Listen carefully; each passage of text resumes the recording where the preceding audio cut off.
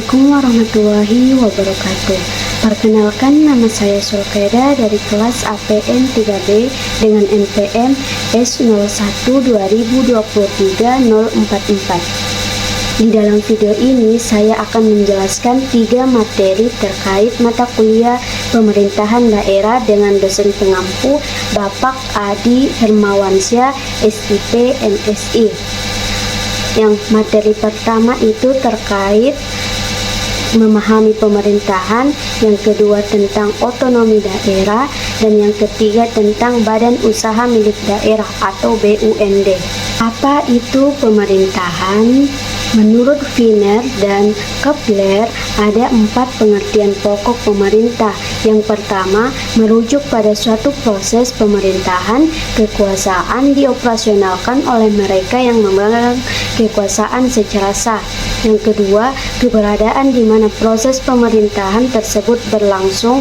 Yang ketiga, menunjukkan secara langsung orang yang menduduki jabatan-jabatan pemerintah sebagai pelaksana kekuasaan.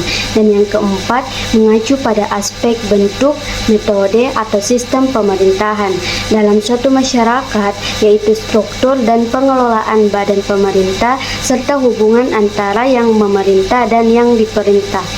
Menurut Robinson, mengatakan ada 3 nilai penting dalam pembicaraan pemerintahan. Yang pertama, akuntabilitas, yaitu pemerintahannya seberapa besar tingkat kepercayaannya. Yang kedua, legitimasi, yaitu seberapa wajar dan pantas kekuasaan pemerintah patut dilakukan mengingat pemerintah adalah produk dan representasi dari masyarakat itu sendiri. Dan yang ketiga, transparansi, yaitu seberapa besar keterlibatan masyarakat dalam proses pengambilan keputusan yang meyakinkan masyarakat sebagai konsekuensi yang akan terjadi.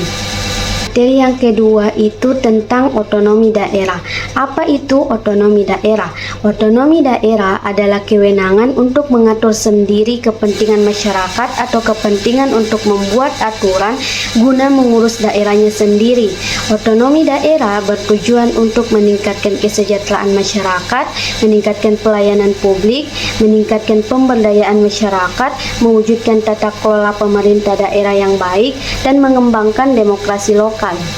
Adapun asas-asas dalam penyelenggaraan pemerintahan daerah.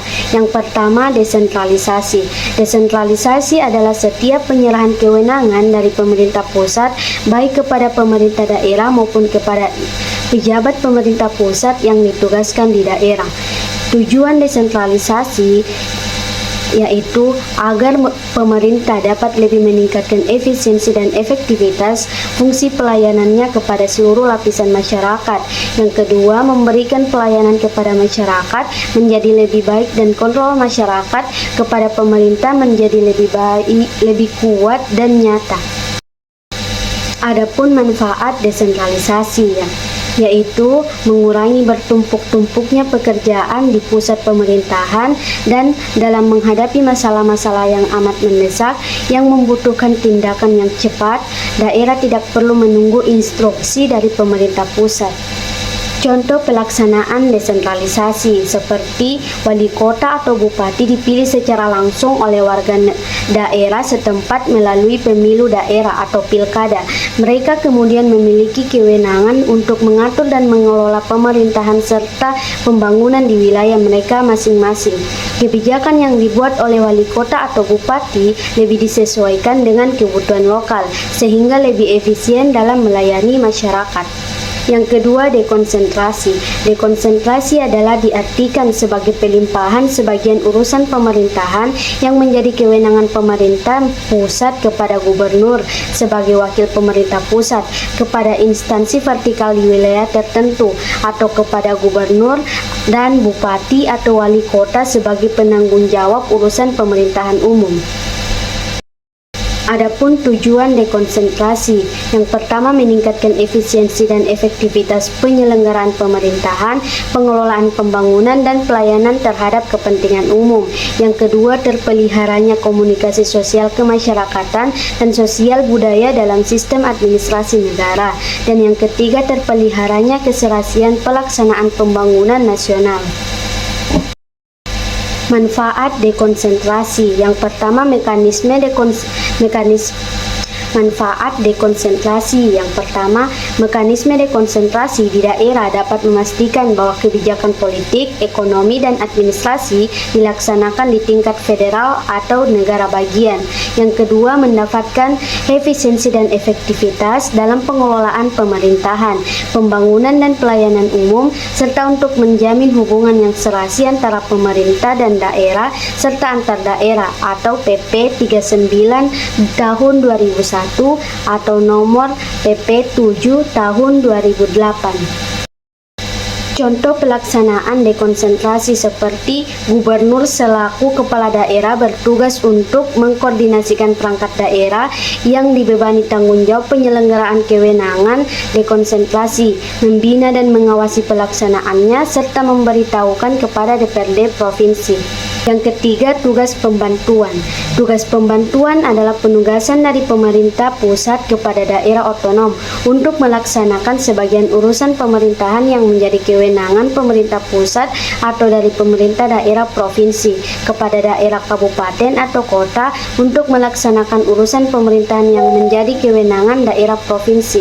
Tujuan tugas pembantuan yang pertama, agar jangkauan pemerintah ditanggulangi daerah, kewenangan keterbatasan aparatur pusat dan melalui aparatur.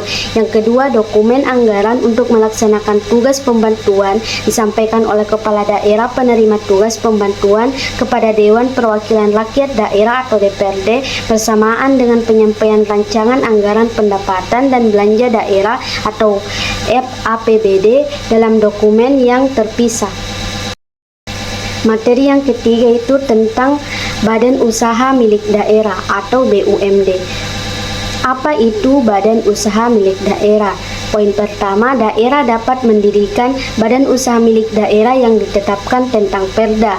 Yang kedua, badan usaha milik daerah terdiri atas perusahaan umum daerah dan perusahaan perseroan daerah.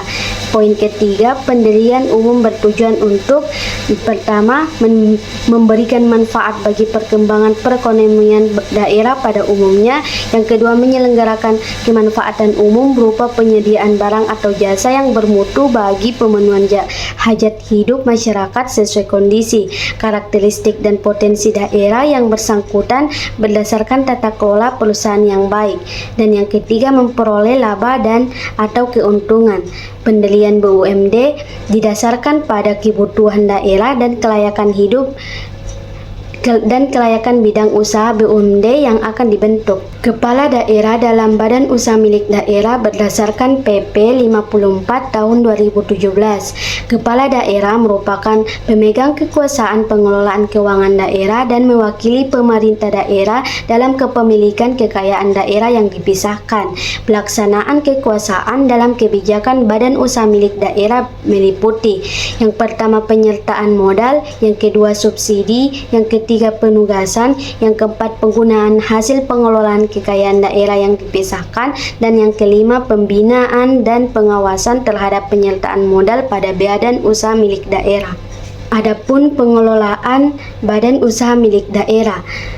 Pengelolaan badan usaha milik daerah paling sedikit harus memenuhi unsur sebagai berikut. Poin pertama, tata cara penyertaan modal. Poin kedua, organ dan kepegawaian. Poin ketiga, tata cara evaluasi. Poin keempat, tata kelola perusahaan yang baik. Poin kelima, perencanaan. Poin keenam, pelaporan. Poin ketujuh, pembinaan. Poin kedelapan, pengawasan. Poin kesembilan, kerjasama. Poin ke-10, penggunaan laba. Poin ke-11, penugasan pemerintahan daerah. Poin ke-12, pinjaman. Dan poin ke-13, penilaian tingkat kesehatan.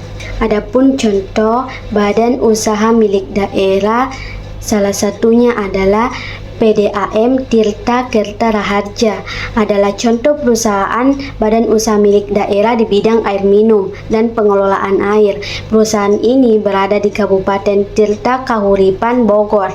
Misi utamanya adalah menyediakan akses air bersih dan aman bagi masyarakat setempat.